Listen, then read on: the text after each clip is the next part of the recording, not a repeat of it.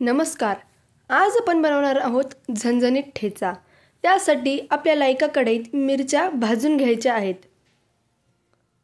छान ह्या मिरच्या आपल्याला भाजून घ्यायच्या आहेत.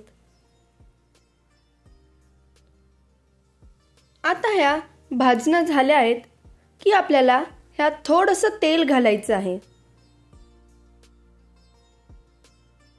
तेल घातल्यानंतर आपल्याला हे गोल्डन ब्राउन होईपर्यंत पुन्हा परतायचे आहेत. छान आपला गोल्डन ब्राउन रंग येत आहे. अशा प्रकारे मिरच्या परतून झाल्यानंतर आपल्याला त्या एका डिशमध्ये काढायच्या आहेत.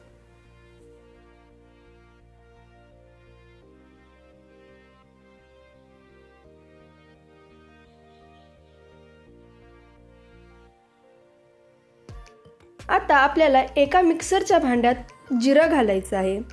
थोडं लसूण घालूयात आणि आता चवीनुसार मीठ घालायचं आहे.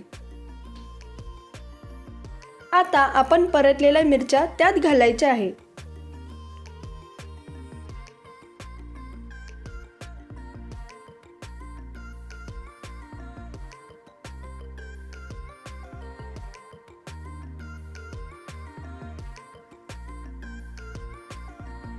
आता आपल्याला हे सगळं मिक्सरमधून वाटून घ्यायचं आहे.